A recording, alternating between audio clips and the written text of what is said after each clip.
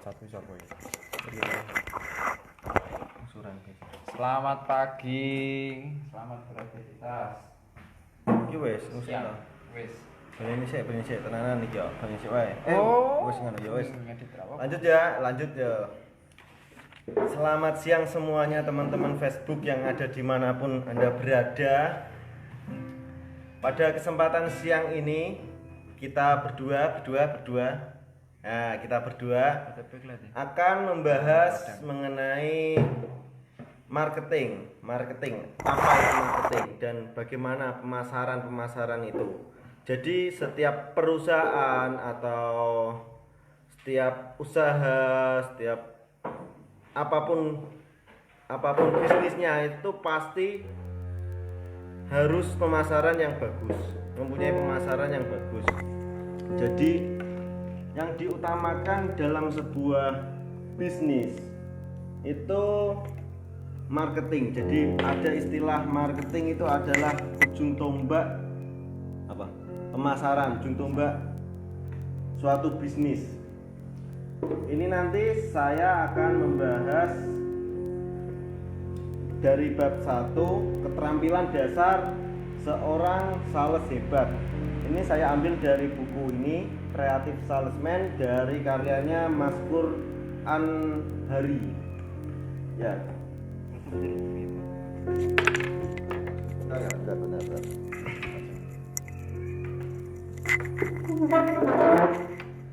Jadi marketing itu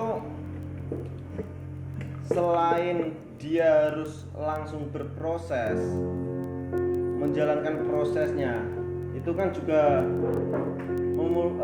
membutuhkan waktu yang panjang dan juga membutuhkan jam tayang yang sangat panjang ya. Jadi pertama itu mereka harus menyiapkan mental, ilmu pengetahuan dasar bagaimana menjadi seorang marketing atau sales yang hebat. Jadi dalam buku ini itu dijelaskan yang pertama harus diterapkan oleh seorang marketing itu adalah yang pertama mencintai dan menikmati pekerjaannya. Jadi pekerjaan apapun ya, kalau kita mencintai pekerjaan kita, menikmati atau enjoy dengan pekerjaan kita, lah disitulah kita akan merasa nyaman bekerja di situ. Jadi bekerja itu jangan dianggaplah sebagai beban. Bekerja itu anggaplah sebagai hobi ataupun kita mencintai pekerjaan itu sehingga kita berproses di marketing itu merasa nyaman dan gampang untuk belajar lebih. Yang pertama itu kan kita mencintai dan menikmati pekerjaan. Untuk selanjutnya yang kedua, selain yang ditata itu kan pertama kita menata niat untuk mencintai dan menikmati pekerjaannya. Yang kedua ini juga menata niat, bekerjalah itu sebagai belajar untuk mengembangkan diri.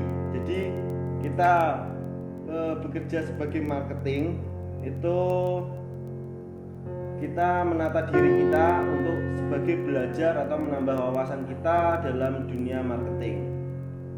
Jadi ketika kita bekerja dengan niat yang belajar, kita semakin menambah wawasan kita untuk belajar. Lah, dari situlah keilmuan kita, pengalaman kita akan semakin berkembang dan membuat kita semakin maju untuk terus berproses di marketing. Ini yang selanjutnya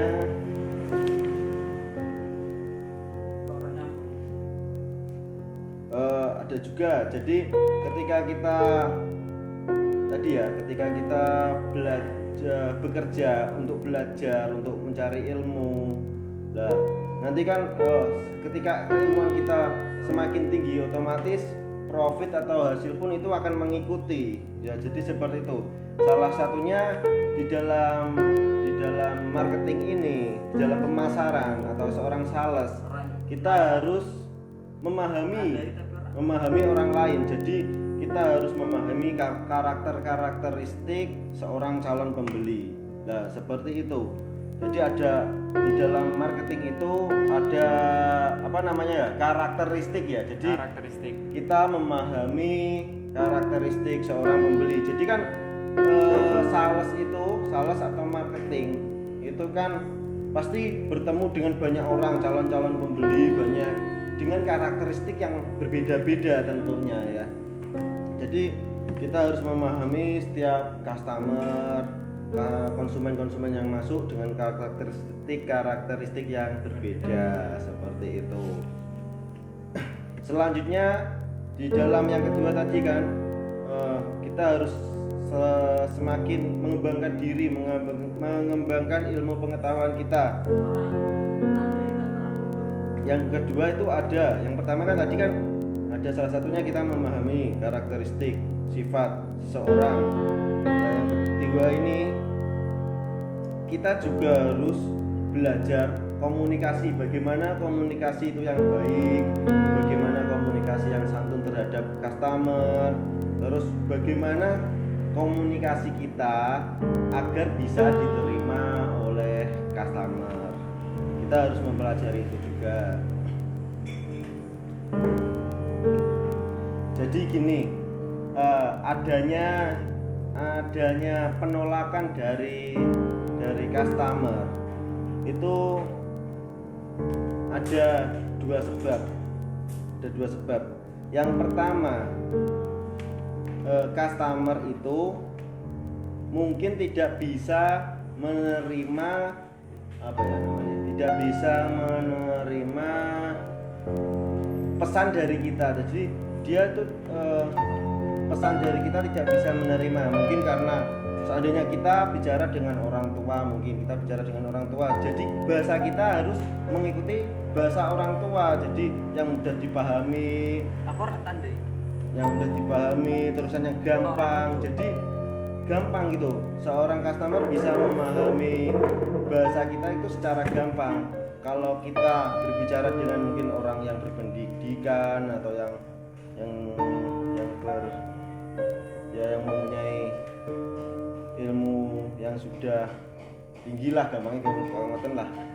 Ya, itu kita harus menempatkan posisi itu di dalam komunikasi kita. Dalam komunikasi kita harus bisa menempatkan sesuatu itu. Kan tadi ada dua alasan kenapa customer tidak bisa menolak produk yang kita jual. Yang pertama tadi, salah satunya biasanya disebabkan dari customer tidak bisa menerima pesan dari kita, atau bisa disebut kitanya tidak bisa memberikan pesan yang gampang terhadap customer itu. Yang kedua itu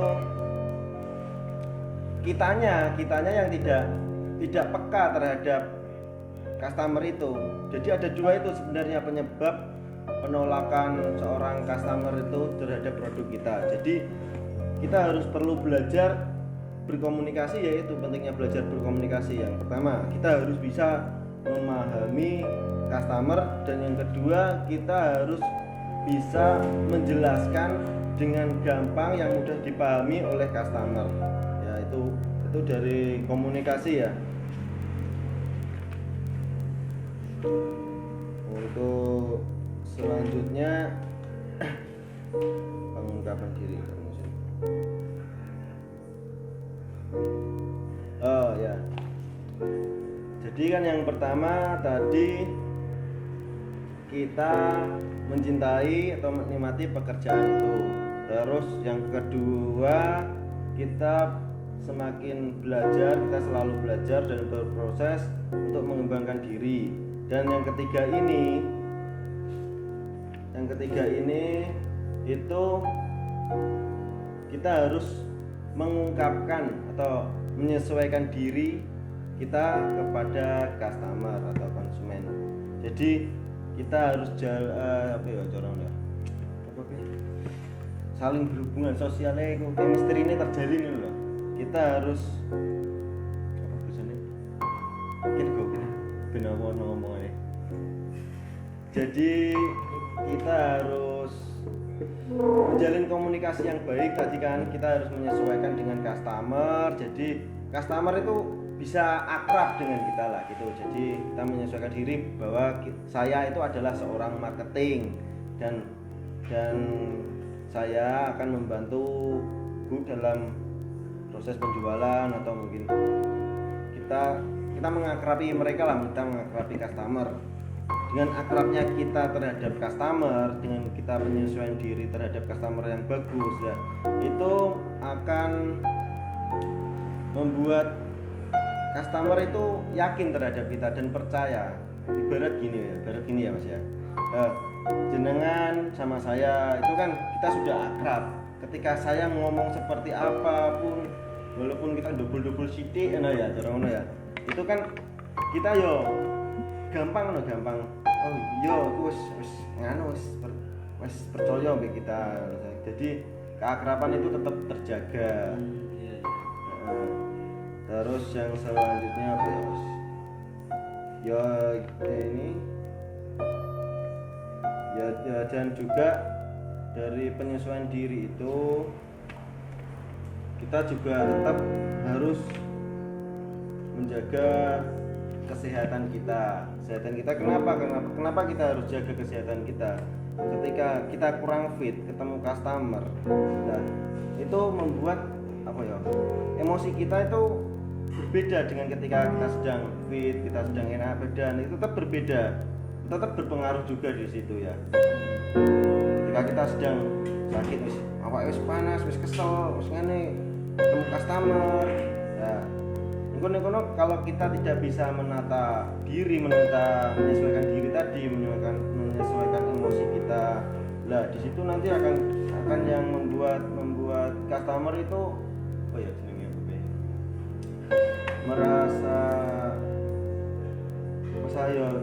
merasa tidak dihargai lah gitulah. Jadi kita ilfil, bosan lah gampangnya gitu. Jadi ketika kita sedang kayak tadi misal kecapean atau itu beristirahatlah sebentar. Jadi kita menenangkan diri sebentar, atau kita bisa diisi dengan beribadah, awi wudu, sholat lah. Jadi ketika kita sudah wudu, sholat kan hati kita terasa tenang sehingga kita bisa nyaman bertemu customer dan menjelaskan dengan baik ya, seperti itu. Terus yang selanjutnya ini juga perlu diperhatikan. Jadi ketika kita bertemu dengan customer itu ini kalau dari buku sini ya, dari buku sini tuh kita jangan terlalu sepaneng maksudnya apa? Jangan terlalu membahas soal produk yang kita penasaran itu terus. Kita juga harus tenang dalam menghadapi itu, kita santai, enjoy. Terkadang kita membahas bahasan lain, atau mungkin guyonan sedikit lah, candaan sedikit lah, seperti itu, sehingga biar membuat customer itu tidak bosan dengan kita ya. Nah ini yang ketiga juga tadi saya sudah singgung sedikit. Yang ketiga ini kita juga harus mampu mengelola emosi ya, seperti tadi ya. Ketika kita sedang di suasana yang sedang misal berpatah hati ngono guys, rasanya kepiye ya itu ditenangkan dulu dengan cara tadi, sholat, beribadah, wudu. Kita liburan sebentar tidak masalah. Jadi seorang marketing itu tetap harus ketemu customer itu dalam keadaan fresh. Intinya gitu. Harus selalu bersih. Terus apa lagi? Nah, ini juga diperhatikan. Nah, selanjutnya menghapus rasa minder, itu ya, dari sini Berarti pede ya. ya kita harus tetap pede dalam keadaan apapun, kita harus tetap pede dan nyaman dengan diri kita. Terus apa ya, jangan ojo minder ya, ojo minder, pede langsung. Oh ya, kita sama lagi.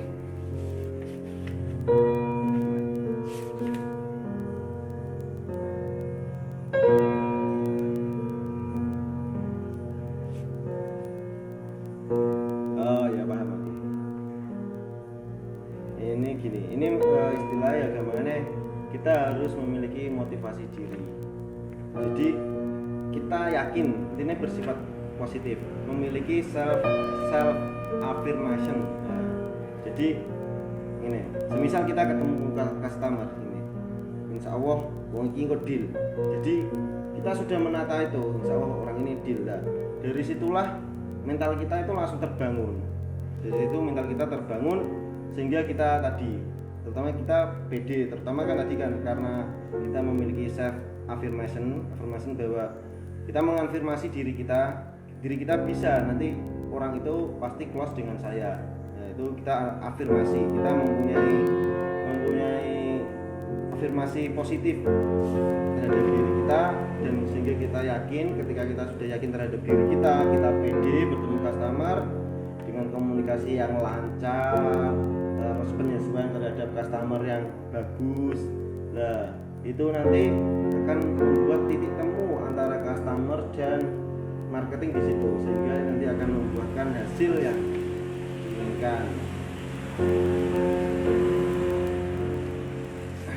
Setelah dari itu tadi, kita juga harus mempunyai konsep diri yang baik. Apa itu konsep diri yang baik ya?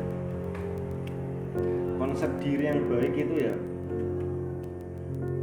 jadi walaupun tadi ya caranya kita harus menyesuaikan diri kita, terkadang guyonan, terkadang kita nanti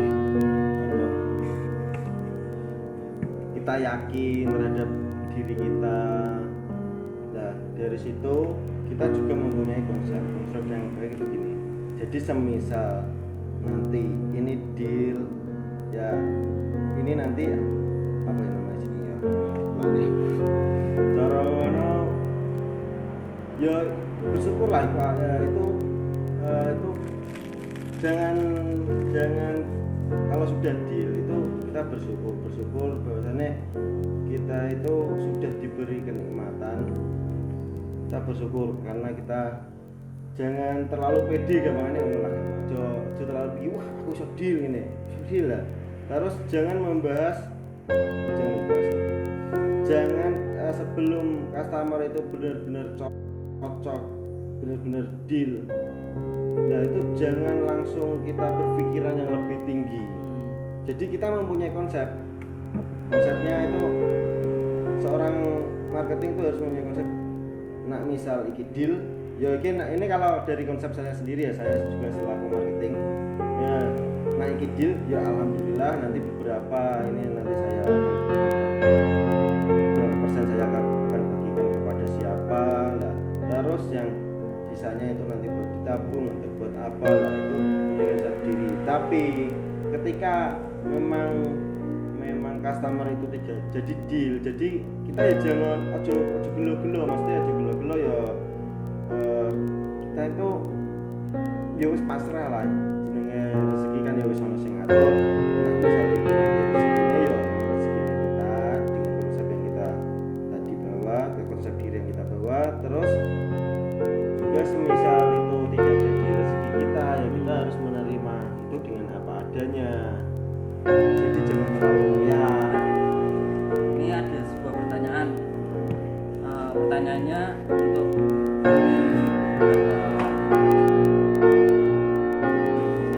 marketing, mungkin ini ada sebuah permasalahan karena mungkin itu tadi sebuah kunci untuk sebuah marketing pada umumnya. Ya. Produk apapun yang dijual oleh marketing, maka Bisa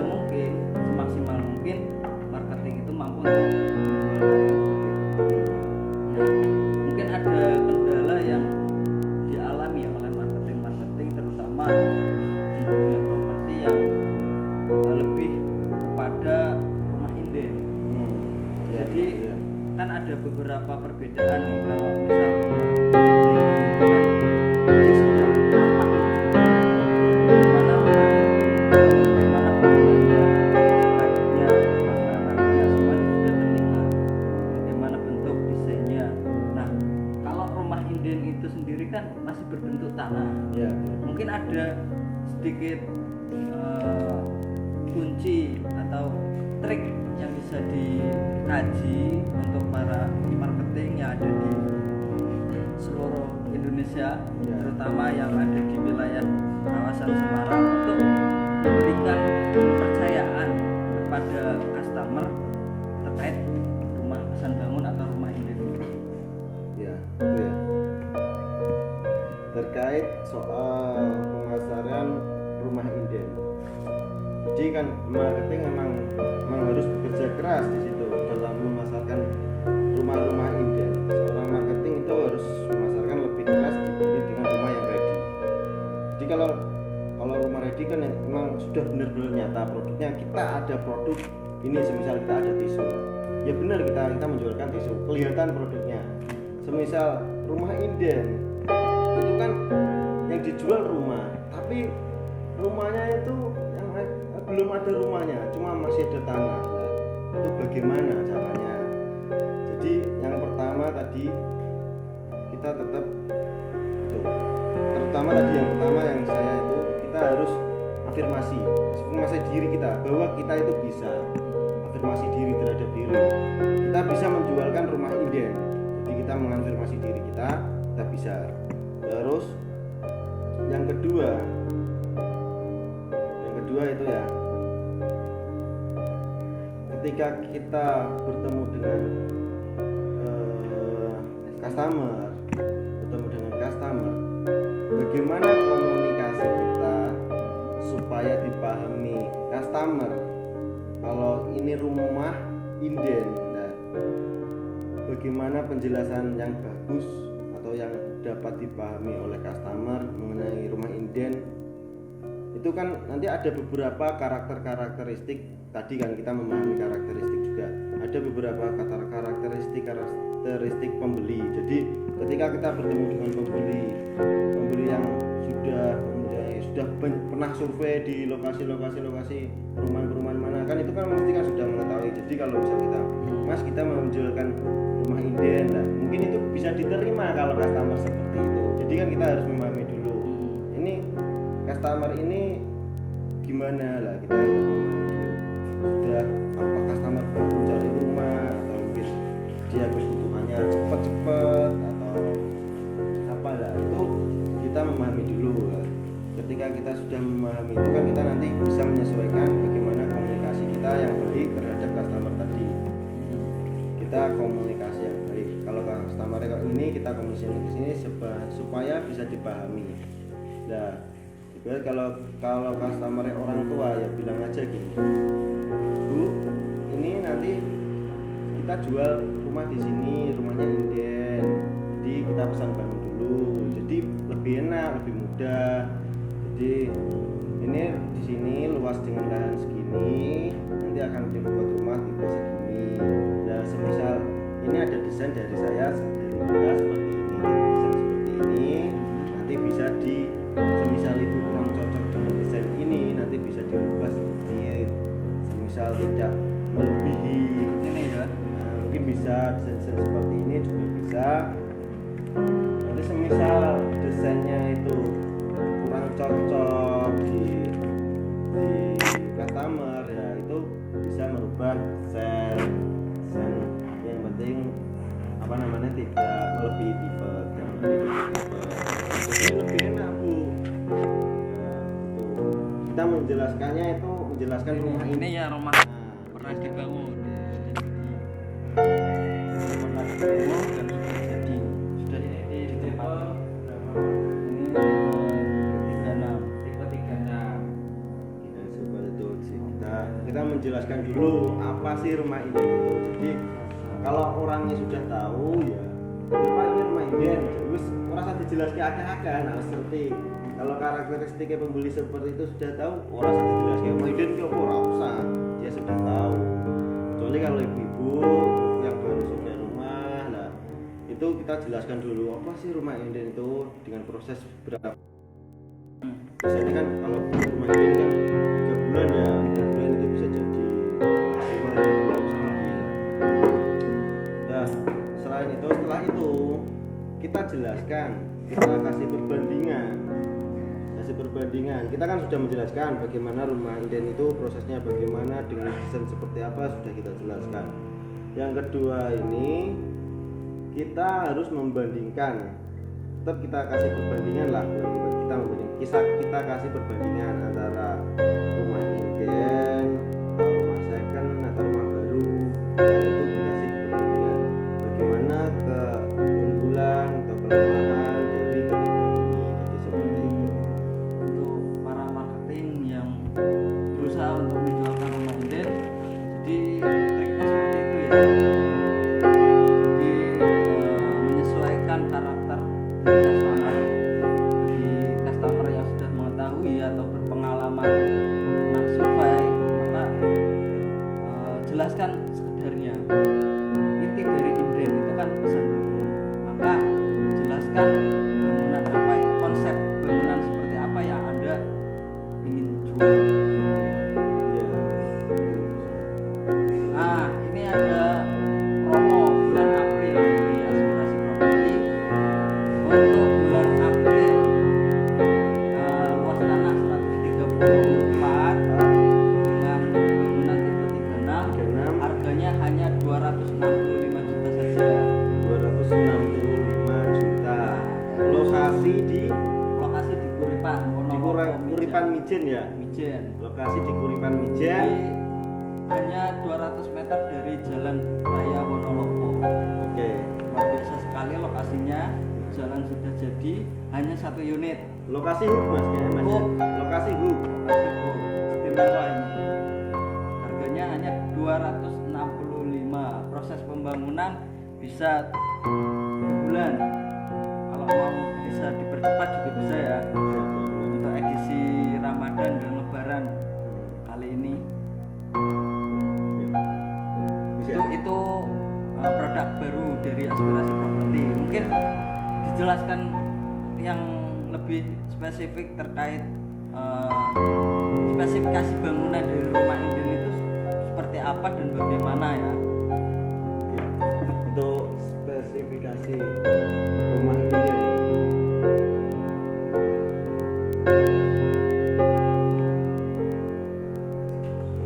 Jadi untuk tipe 36, untuk tipe 40, 45 dan 50, 60 dan seterusnya itu kan tentunya memiliki standar spesifikasi yang berbeda-beda.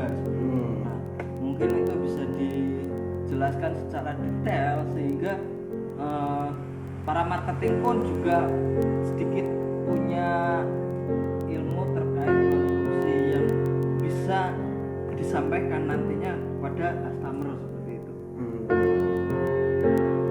Ya, ini kalau dari kita untuk tipe 36 itu spesifikasinya yang pertama adalah fondasi kita pakai batu belah. Jadi pakai batu belah ya. Nah, batu belah. Terus untuk slop beton kita pakai slop beton bertulang itu 8 ya? Nah, 8. Itu untuk tipe 36 ya. 6. Terus dinding kita pakai hebel. Terus biasa plaster aci cat sampai finishing, kita plaster aci cat sampai finishing. Terus lantai kita pakai platinum ukuran 40x40. Untuk airnya nanti tergantung kita menyesuaikan dari lokasi. Bisa atletis, bisa PDAM juga ya. Bisa atletis, bisa dua-duanya ya. bisa dua-duanya. Kalau Memang ada request dari pembeli. Terus rangka atap jaringan rangkanya kita pakai atap jaringan. Jadi pakai bajaringan. Oh, terkait mengenai permintaan atau request dari customer yang menginginkan biasanya ingin lebih, artinya spesifikasi yang tadi sudah disebutkan berbeda dengan keinginan customer. Nah, dari pihak developer Aspirasi Properti sendiri itu bagaimana menanggapinya? Misal dari spesifikasi yang tadi sudah disebutkan hebel besi 8, kemudian pakai jaringan. Nah, dari customer menginginkan lain, misalkan pakai batu bata merah, yang katanya itu lebih kuat, Ya. katanya lebih kuat. Kemudian pakai misalkan aluminium diganti dengan kayu misalkan. Nah itu bagaimana? Kita ngopi dulu aja ya. Santai. Sembari kita juga menjelaskan kepada. Jadi untuk request dari customer, semisal untuk pelebaran volume atau tipe itu kita bisa request semisal dari tipe 36 ke 40 lah, itu nanti ada biaya per meter untuk bangunannya saja. Jadi untuk tanah kita tetap, cuma nanti ada biaya tambahan bangunan per meternya aja. Berapa itu? Kalau dari kita untuk biaya bangunan per meter tambahannya itu 3 juta. 3 juta per meter ya. Berarti dari 36 ke 40 cukup menambahkan biaya 3 juta. 4 kali 3 12 juta berarti. 12 juta. Dengan mengeluarkan 12 juta Anda bisa membangun rumah lebih luas. Seperti itu.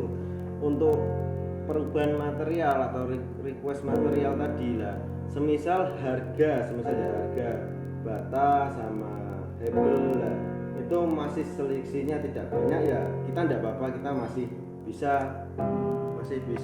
kasih perubahan itu. Nah, semisal ada harga yang memang selisihnya banyak ya, nanti kita tetap kenakan biaya tambahan lagi sesuai dengan misal kita spesifikasinya harganya segini, untuk harga yang di request lebih tinggi ya berarti tinggal dikurangkan aja harga yang di request itu dikurangi harga standar kita lah, nanti sisanya itu yang menjadi biaya tambahan. Oke. Jadi tidak masalah customer yang menginginkan rumah yang dibangunnya itu menggunakan batu bata merah, menggunakan besi ukuran berapa, tidak masalah, bisa diajukan, tinggal diajukan saja. Survei lokasi cocok, nah kita bangunkan. Nah, bangunannya bisa menyesuaikan baik itu desain ataupun spesifikasi bangunan yang customer inginkan, seperti itu. Jadi di sini nanti customer pun puas terhadap kualitas bangunannya, terhadap lokasi tanah, lokasi rumah, gitu ya. Ya benar. Ya mungkin untuk siang ini kita pembahasannya sedikit itu dulu. Besok kalau ada waktu kita lanjutkan, kita katakan buku ini. Mungkin gitu ya. Dari saya, Aziz, mohon maaf bila ada tutur kata yang salah, kurang lebihnya wahyu muwaffiq ila aqwamit. Assalamualaikum warahmatullahi wabarakatuh. Waalaikumsalam warahmatullahi wabarakatuh. Terima kasih untuk siang ini. Nanti kita sambung lagi live streaming pada lain waktu. Next, see you, bye bye.